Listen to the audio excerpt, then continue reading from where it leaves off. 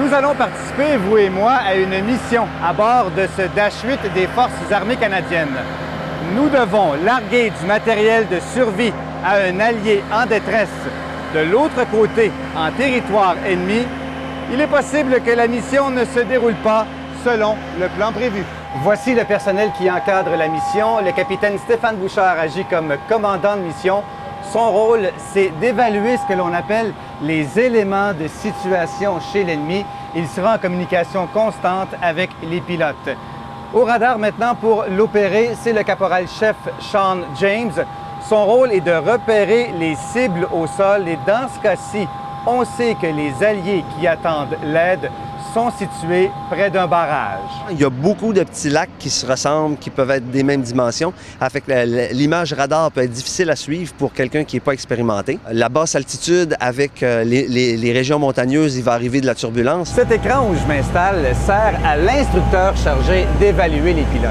Il suit ainsi la progression de notre appareil et il peut également pimenter la mission en ajoutant des éléments imprévus.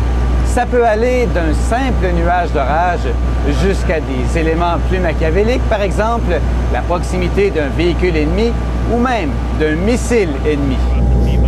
Prêt à réagir à n'importe quelle situation où on pourrait se faire tirer dessus.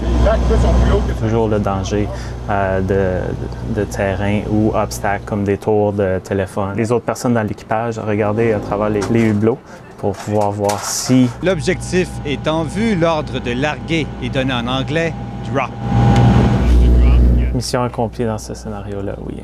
On a réussi à déléguer la charge qu'on voulait décharger, exactement la position qu'on voulait. Une quarantaine d'étudiants par année suivent le programme de formation d'officiers de systèmes de combat aérien chaque année.